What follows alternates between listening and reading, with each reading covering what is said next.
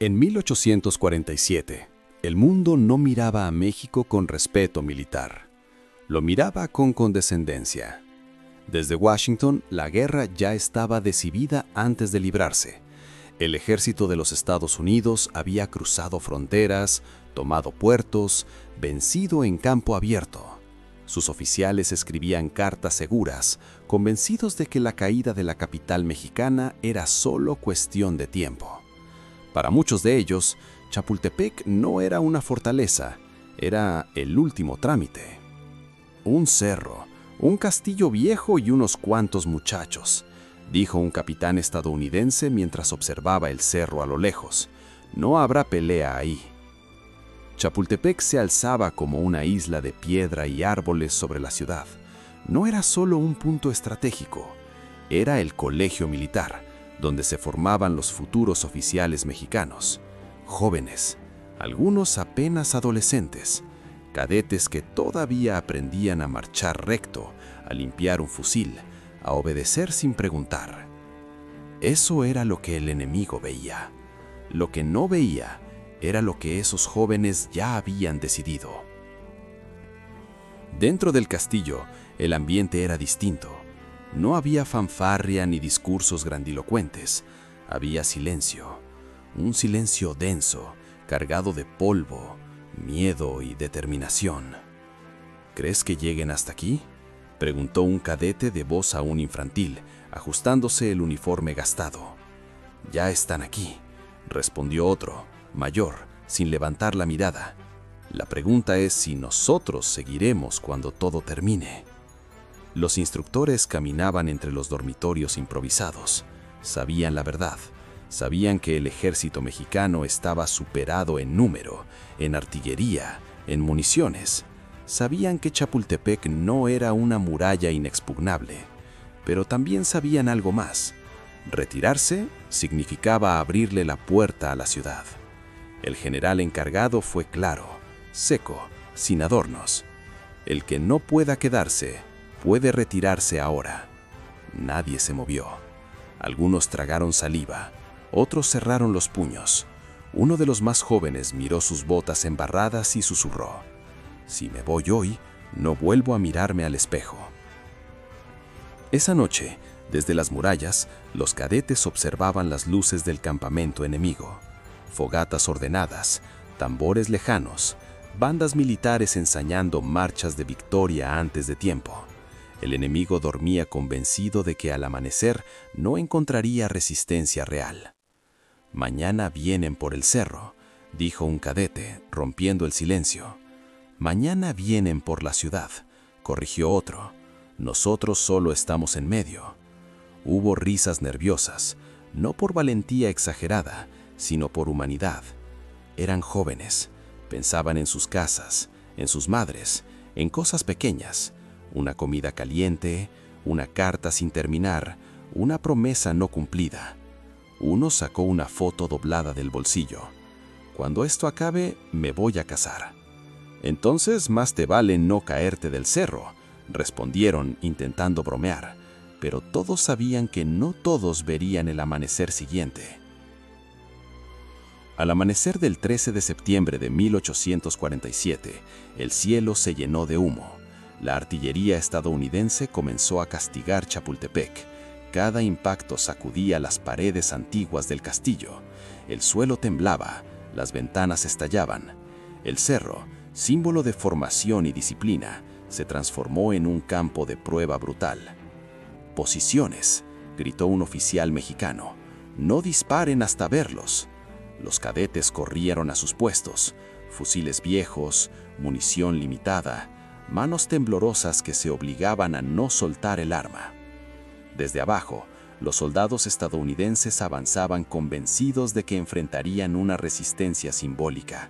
Algunos incluso comentaban entre ellos: «Son solo estudiantes. Esto terminará rápido». Pero cuando comenzaron a subir, el cerro respondió. Los primeros disparos no fueron caóticos, fueron precisos, medidos, defensivos. No gritaban, no corrían sin sentido, peleaban como soldados, no como niños. Un oficial estadounidense cayó herido y murmuró con sorpresa: No están huyendo. No, no huían. Chapultepec, que debía caer sin lucha, se convirtió en un muro vivo. Cada metro ganado costaba sangre. Cada escalón era disputado. Los cadetes retrocedían, sí, pero no abandonaban. Replegarse no era rendirse, era ganar segundos, minutos, dignidad. «Siguen subiendo», gritó uno.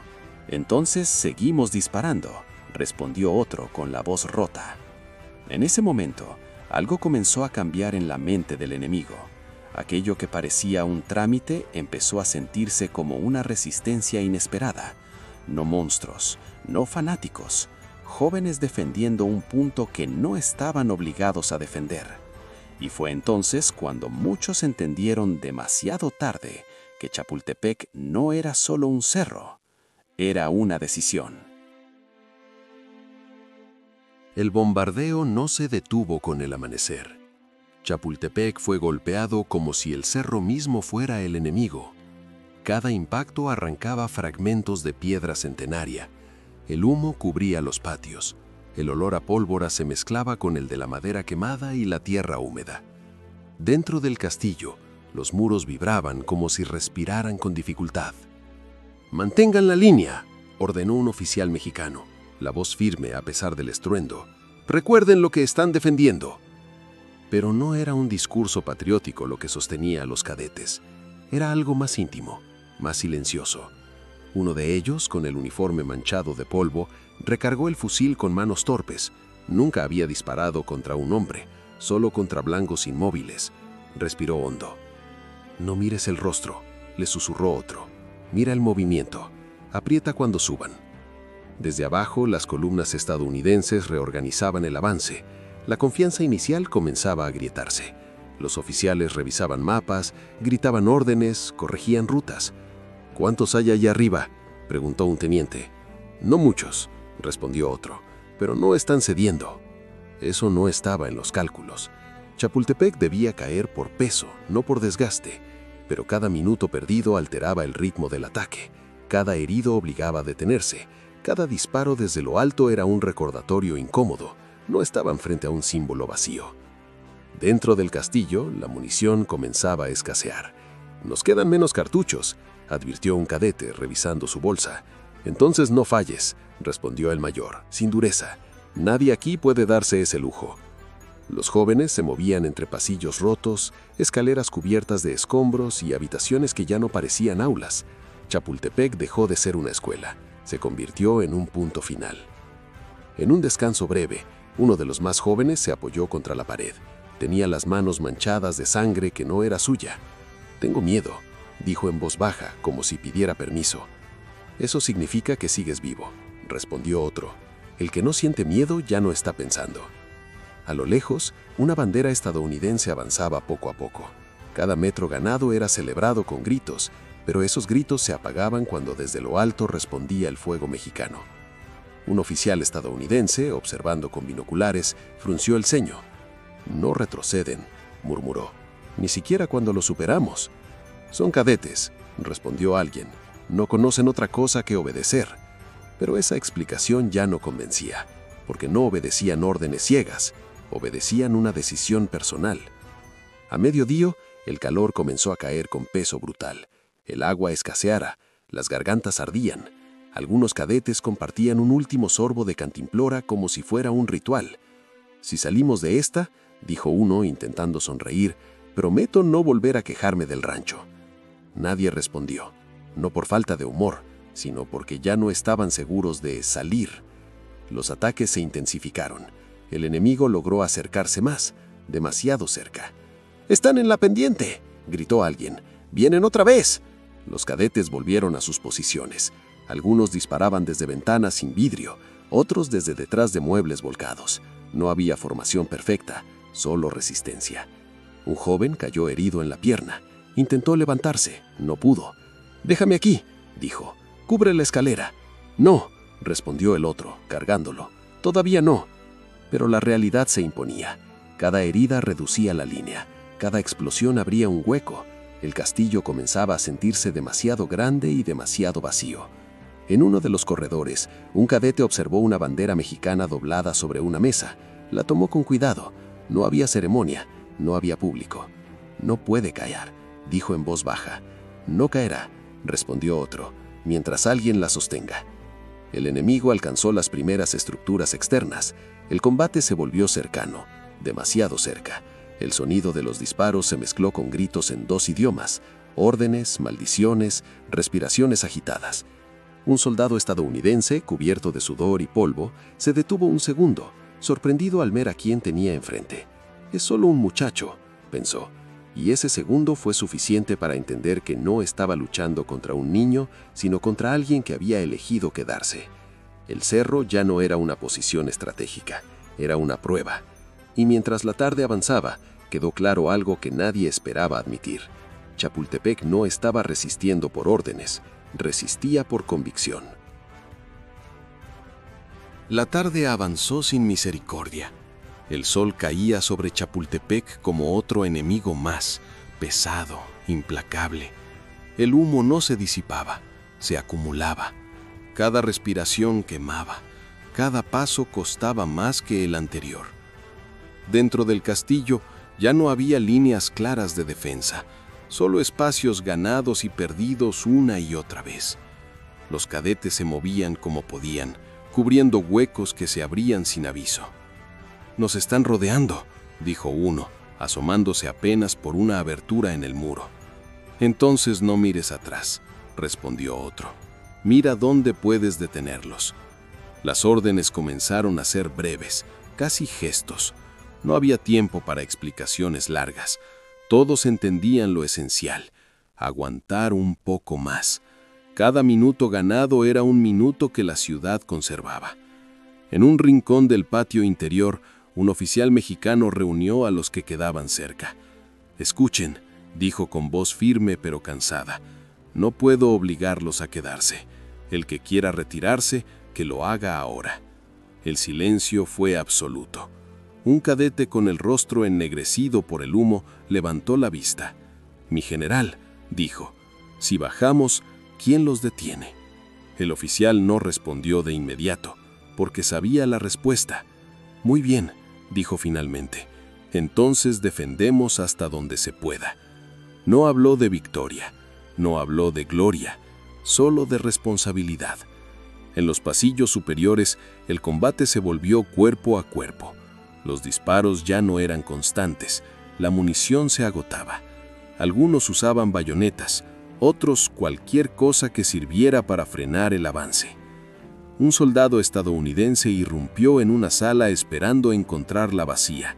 Se detuvo al ver a 2 cadetes esperándolos, exhaustos pero firmes. «Entréguense», gritó en inglés. «Esto ya terminó». Uno de los cadetes se miró las manos. Temblaban, no por miedo, sino por exhaustión. «Todavía no», respondió en voz baja, sin entender el idioma, pero entendiendo el momento. El choque fue breve, violento, cercano. Cuando terminó, el silencio volvió a ocupar el espacio. Afuera, el avance estadounidense continuaba, pero ya no con la misma seguridad. Los oficiales comenzaban a notar algo inquietante. No había rendición organizada, no había señales blancas, no había retirada masiva. «¿Por qué siguen aquí?», murmuró un sargento. «No tienen forma de ganar». Esa pregunta no necesitaba respuesta militar, necesitaba una respuesta humana. En la parte alta del castillo, algunos cadetes se reunieron alrededor de una ventana destruida. Desde allí se veía la ciudad, techos, iglesias, calles tranquilas que ignoraban lo que ocurría arriba. «Ahí está todo», dijo uno. «Nuestras casas, nuestras familias. Por eso estamos aquí, no es por el cerro». El ruido de pasos interrumpió el momento. «Se acercan otra vez», gritó alguien desde la escalera. La última defensa se organizó sin palabras. Cada uno tomó posición donde pudo. No había estrategia compleja, solo intención. Un cadete herido se sentó contra la pared, respirando con dificultad. «Si no puedo moverme», dijo, «no me carguen». «No hables», respondió su compañero. «Guarda fuerzas. Escucha», insistió. No quiero que te quedes por mí. El otro apretó los dientes. No me quedo por ti, me quedo por mí. El ataque final comenzó con un empuje decidido. El enemigo ya estaba dentro del castillo.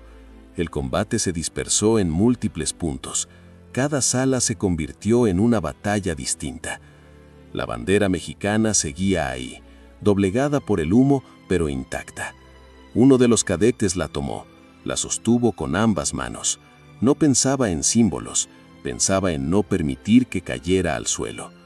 No la sueltes, le dijo alguien, pase lo que pase. No la voy a soltar. A medida que las posiciones se perdían, la idea de retirada dejó de existir. No porque fuera imposible físicamente, sino porque ya no tenía sentido moral. Abajo, los soldados estadounidenses comenzaron a darse cuenta de algo que no figuraba en los informes. No estaban enfrentando a una fuerza derrotada. Estaban enfrentando a personas que habían decidido no sobrevivir huyendo. Un oficial estadounidense observó la escena, serio. Esto, dijo en voz baja, no es lo que nos dijeron. Chapultepec ardía, el castillo se caía a pedazos, pero seguía en pie algo que no se podía bombardear, la decisión de quedarse. Y cuando el sol comenzó a descender, quedó claro que el final se acercaba, no como rendición, no como escape, como acto final de resistencia. Cuando la tarde comenzó a caer sobre Chapultepec, ya no quedaban dudas. El castillo estaba perdido desde el punto de vista militar. Las defensas exteriores habían cedido. Los patios estaban llenos de escombros y humo, y los pasillos resonaban con pasos enemigos cada vez más cercanos. Sin embargo, algo seguía impidiendo el colapso total: la negativa absoluta de quienes aún resistían a abandonar su lugar. No eran muchos, nunca lo fueron. Los cadetes que permanecían en pie estaban exhaustos, cubiertos de polvo y sangre seca. Algunos apenas podían mantenerse erguidos, pero ninguno pidió retirada. No porque no entendieran la realidad, sino porque ya habían hecho las paces con ella. «Ya no nos quedan balas», dijo uno, revisando su fusil vacío. «Entonces nos quedan brazos», respondió otro, sin dramatismo. «Y tiempo». El castillo, que durante años había sido un lugar de estudio y formación, se transformó en algo distinto, un espacio donde cada decisión era final. No había refuerzos, no había repliegues estratégicos, solo el peso de elegir cómo terminar. Desde una de las salas superiores se veía el avance enemigo dentro del propio recinto. Los soldados estadounidenses se movían con cautela, sorprendidos por la resistencia prolongada. No avanzaban celebrando, avanzaban con respeto forzado, midiendo cada paso. «No parecen rendirse», comentó un oficial en voz baja. «No lo harán», respondió otro. «Ya no es una posición militar, es otra cosa». Dentro, uno de los cadetes más jóvenes se sentó contra una columna dañada. Respiraba con dificultad. A su lado, un compañero le ofreció agua. Quedaba muy poca. «Guárdala», dijo el herido. «Tú la necesitarás más». «La necesitamos juntos», respondió el otro, sin insistir. El sonido de una explosión cercana sacudió el lugar. Parte del techo cedió. Polvo y fragmentos de piedra cayeron sobre ellos. Nadie gritó, nadie corrió. Solo se incorporaron como pudieron y retomaron posiciones improvisadas. En un pasillo estrecho, dos cadetes cubrían una entrada. Sabían que no podrían detener a una columna entera, pero tampoco pensaban apartarse. «Si entran», dijo uno, «no retrocedas». «No lo haré. Prométemelo». El otro asintió, sin palabras. La bandera mexicana seguía presente, aunque ya no ondeaba. Estaba protegida, sostenida, cuidada como se cuida algo que representa más que tela. No era una orden, era un acuerdo silencioso. A medida que los minutos avanzaban, la noción del tiempo comenzó a disolverse. Ya no sabían si habían pasado horas o segundos. Todo se redujo a sonidos cercanos, movimientos rápidos y miradas que decían más que cualquier discurso. Un soldado estadounidense irrumpió en una habitación y se detuvo de golpe. Frente a él había un cadete de rostro juvenil, sin munición, con el uniforme destrozado, pero con la espalda recta. Por un instante, ninguno se movió. El soldado bajó ligeramente el arma, sorprendido. «You're just a kid», murmuró. El cadete no entendió las palabras, pero entendió el tono. No respondió, no retrocedió, solo sostuvo la mirada.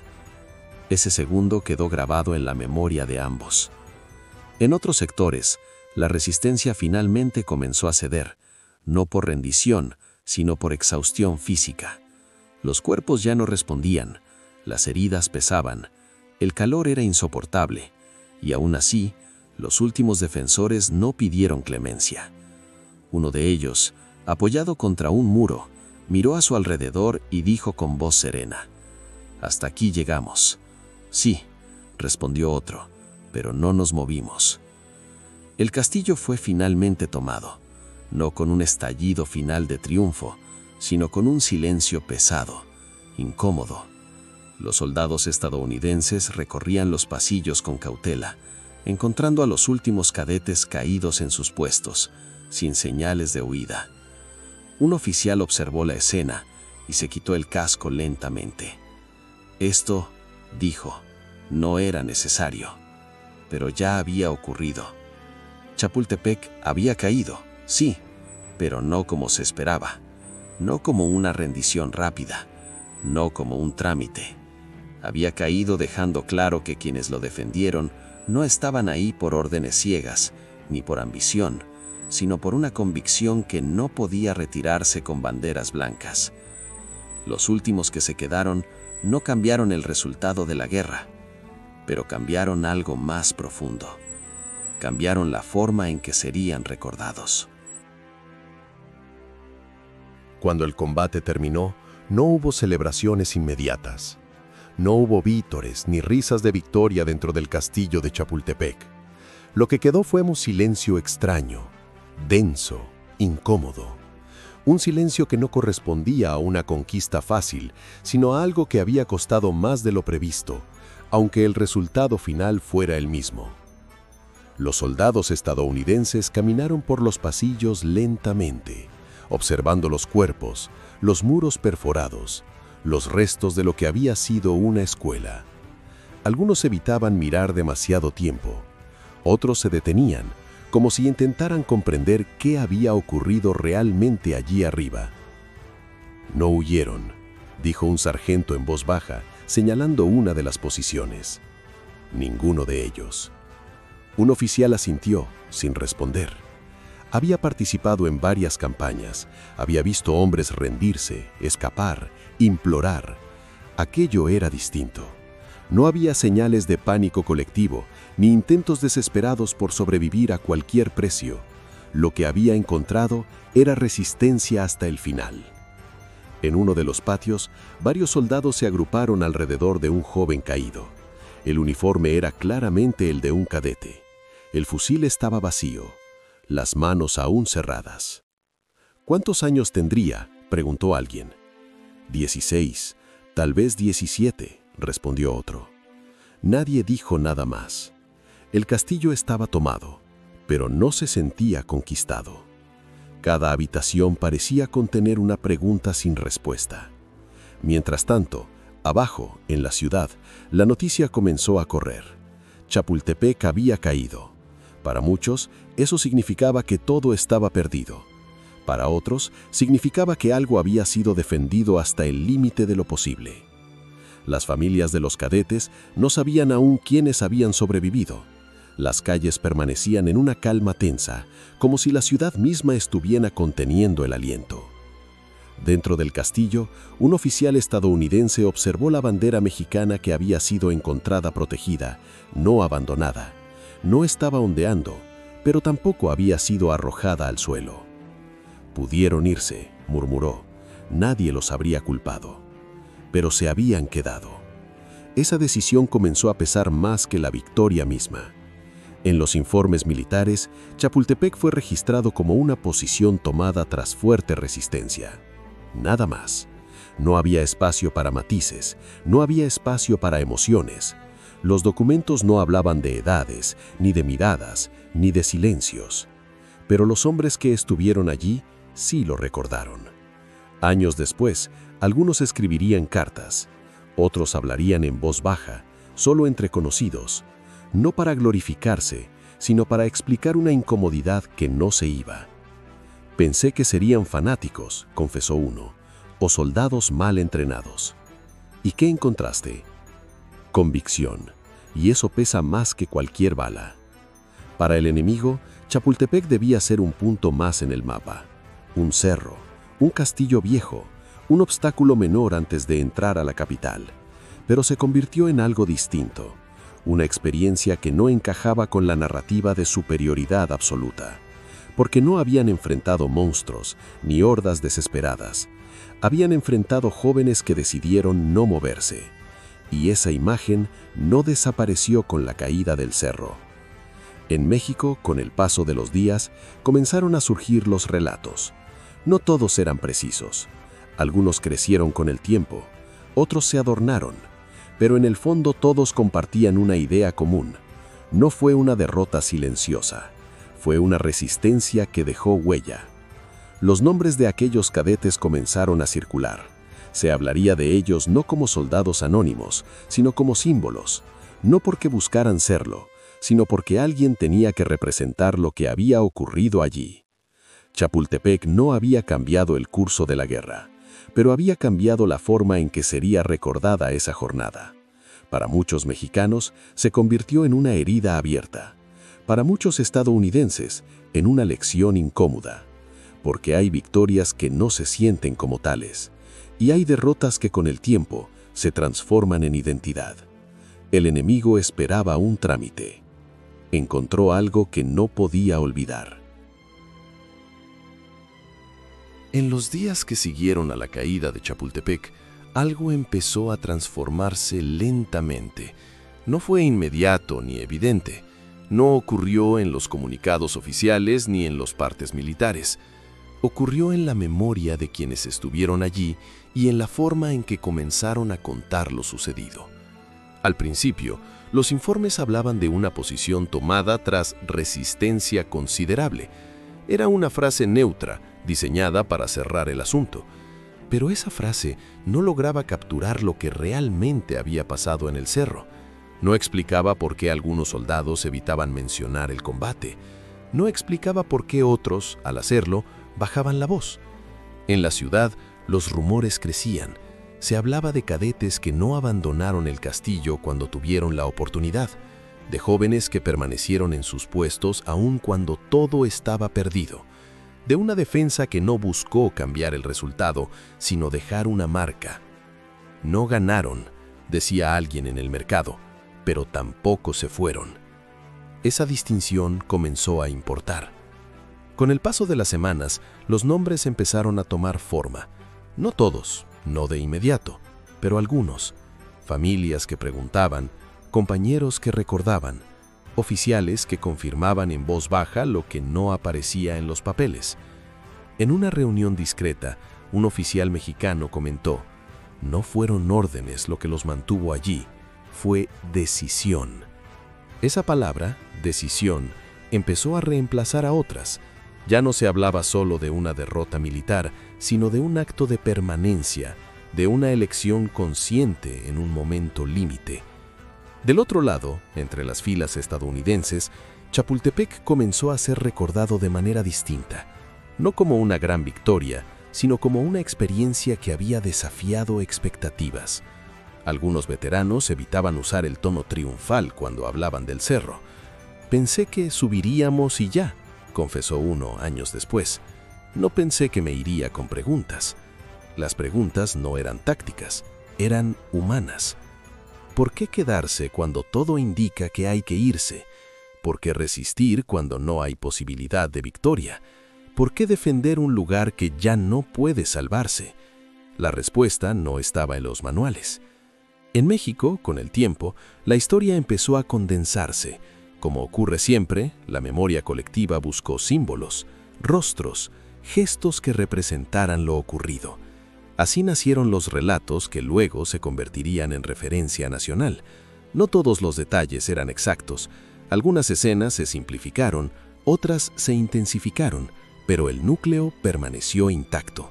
Jóvenes que no retrocedieron cuando el mundo esperaba que lo hicieran.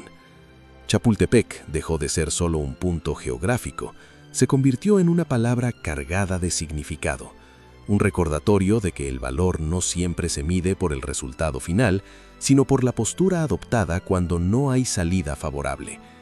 Un maestro del colegio militar, años después, lo explicó a sus alumnos con sencillez: no se trata de morir, se trata de no abandonar aquello que te define. Esa idea se filtró lentamente en la identidad nacional, no como un llamado a la guerra, sino como una lección más profunda, la de permanecer fiel a una decisión incluso cuando nadie está mirando. Mientras tanto, los nombres de aquellos cadetes comenzaron a ser mencionados con respeto, no como mártires buscados, sino como referentes involuntarios. Nadie afirmó que quisieran convertirse en símbolos, precisamente por eso lo fueron. Chapultepec pasó de ser una derrota estratégica a convertirse en una victoria moral, no oficial, no celebrada con desfiles, pero profundamente arraigada. Porque el enemigo esperaba un colapso rápido, esperaba retirada, esperaba miedo, y lo que encontró fue otra cosa. No monstruos, no fanáticos, encontró jóvenes que eligieron quedarse. El tiempo pasó, como siempre pasa después de la guerra. Las tropas avanzaron, los mapas cambiaron, los gobiernos negociaron. La Ciudad de México fue ocupada. Nuevas órdenes, nuevos nombres, nuevas prioridades. Pero Chapultepec no se disolvió en el olvido como tantos otros episodios del conflicto. No lo hizo porque había dejado algo sin resolver. Durante meses, y luego años, la historia de aquel cerro siguió reapareciendo en conversaciones discretas, no en discursos oficiales, sino en relatos personales, en memorias escritas a medias, en silencios largos antes de una frase final. Algunos veteranos estadounidenses, ya lejos del campo de batalla, recordaban Chapultepec con una incomodidad persistente, no como una herida de combate, sino como una imagen que regresaba sin ser llamada. No eran soldados endurecidos, decía uno, eran jóvenes, pero no retrocedieron. Ese detalle no encajaba con el relato habitual de la guerra. La narrativa clásica necesitaba enemigos claros, fuerzas desiguales, finales previsibles. Chapultepec rompía ese esquema. Mostraba algo más difícil de clasificar: dignidad sostenida en la derrota. En México el recuerdo comenzó a tomar forma lentamente. Al principio fue solo duelo, familias que no recibieron respuestas claras, nombres que tardaron en confirmarse, ausencias que se volvieron definitivas sin ceremonia pública. Una madre, al enterarse de que su hijo no había abandonado el castillo, dijo simplemente: entonces hizo lo que creyó correcto. No pidió explicaciones, no exigió culpables, aceptó la decisión. Con el tiempo, los cadetes comenzaron a ser mencionados juntos, no como individuos aislados, sino como un grupo unido por una misma resolución. El relato se simplificó, como ocurre con toda memoria colectiva, pero no perdió su esencia. No se hablaba de una victoria militar, se hablaba de una postura. Chapultepec empezó a ser contado a los jóvenes no como una lección de guerra, sino como una lección de carácter. En escuelas, en hogares, en el propio colegio militar, la historia se transmitía con un tono distinto al de otras batallas. No se quedaron porque no supieran huir, explicaba un instructor. Se quedaron porque no quisieron. Esa diferencia era fundamental. Con los años el episodio fue adquiriendo un nombre, un símbolo: los niños héroes. El término no surgió de inmediato, ni fue aceptado sin debate. Algunos lo consideraban demasiado poético, otros demasiado simple para una realidad tan dura. Pero el nombre se quedó, porque capturaba algo esencial. No hablaba de edad, sino de contraste. No hablaba de debilidad, sino de sorpresa. El enemigo no esperaba encontrar resistencia ahí, mucho menos una que sostuviera hasta el final, mucho menos una que no buscara sobrevivir a cualquier costo. A medida que la historia se asentaba, comenzaron también las preguntas. Preguntas honestas, incómodas. ¿Debieron quedarse? ¿Era necesario ese sacrificio? ¿Cambió algo realmente? Las respuestas variaban. Algunos decían que no cambió el resultado. Otros sostenían que cambió algo más importante, la forma en que una nación se miró a sí misma después de perder. Porque perder sin dignidad es una cosa, perder sin ceder el sentido es otra. Chapultepec ofreció ese segundo camino. A finales del siglo XIX y comienzos del XX, el relato ya estaba integrado en la identidad nacional, no como glorificación de la muerte, sino como afirmación de valores. Permanecer, resistir, no abandonar aquello que define quién eres, incluso cuando todo indica que deberías hacerlo. Un veterano mexicano lo resumió años después con pocas palabras. No ganamos el cerro, pero no nos perdimos a nosotros mismos.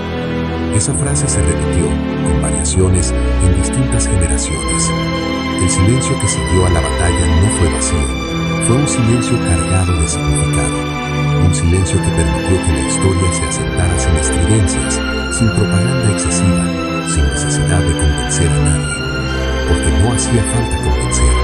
La imagen ya estaba ahí, jóvenes en un castillo que no se retiraron cuando el mundo lo esperaba. No monstruos, no mártires buscados, personas comunes enfrentando una decisión extraordinaria. Con el paso del tiempo, Chapultepec dejó de ser solo una herida, se convirtió en un punto de referencia moral, un recordatorio de que incluso en la derrota puede haber una forma de victoria. No una victoria que se celebre con banderas enemigas capturadas, sino una que se guarda en la memoria. Y así, sin grandes discursos ni finales grandiosos, el silencio de Chapultepec se transformó en legado. Un legado que no grita, no amenaza, no presume, simplemente permanece. Chapultepec no cambió el desenlace de la guerra, no detuvo la ocupación, no revirtió tratados ni rompió fronteras, pero cambió algo que los mapas no registran. Cambió la manera en que una derrota podía ser recordada. En aquel cerro, en septiembre de 1847, no hubo una victoria clásica, no hubo celebraciones ni discursos triunfales. Hubo un cambio, una decisión sostenida hasta el final. No abandonaron. Y esa decisión, silenciosa y consolidadora, fue suficiente para aterrorizar a las naciones. Quienes subieron Chapultepec esperando un cambio, encontraron resistencia. Quienes esperaban miedo, encontraron firmeza. Quienes esperaban huida, encontraron permanencia. No eran monstruos, no eran monarcas, no eran soldados endurecidos por años de trabajo. Eran jóvenes que eligieron guerras. Con el paso del tiempo, la historia integró significado. Los nombres se acabaron, las escenas se volvieron símbolos. La memoria colectiva buscó una forma de decirlo todo con pocas palabras. Así nació un legado que no exige unanimidad, pero sí respeto. Porque Chapultepec no enseña que morir sea un objetivo. Enseña que ceder lo que te define nunca debe ser automático. Enseña que hay momentos en los que el valor no se mide por sobrevivir, sino por no traicionarse. Por eso esta historia sigue contándose. No para glorificar la guerra, no para romantizar la pérdida, sino para recordar que, incluso en los momentos más desiguales, el ser humano conserva la capacidad de elegir cómo enfrenta lo inevitable. Ellos esperaban un cerro vacío, esperaban rendición, esperaban silencio, y encontraron algo más difícil de borrar. Encontraron héroes. Aviso honesto al espectador. Esta historia está basada en hechos históricos reales, específicamente en la Batalla de Chapultepec, 1847, y la defensa del castillo por parte de cadetes del Colegio Militar. Sin embargo, para darle vida narrativa al relato, algunos diálogos son ficticios, Ciertas escenas fueron recreadas. Pensamientos y conversaciones internas son interpretaciones narrativas, no transcripciones históricas. Estos recursos se usaron únicamente para ayudar a comprender el contexto humano y emocional, sin alterar los hechos centrales ni el significado histórico del acontecimiento. Apoyo al canal. Si esta historia te ayudó a ver el pasado con otros ojos, si crees que hay historias reales que merecen ser contadas con respeto y profundidad, dale like al video, suscríbete al canal y comenta qué otra historia real mexicana de guerra te gustaría ver aquí. Porque mientras estas historias se sigan contando, el silencio no las vencerá. Y porque hay héroes que no buscaron gloria, pero merecen memoria.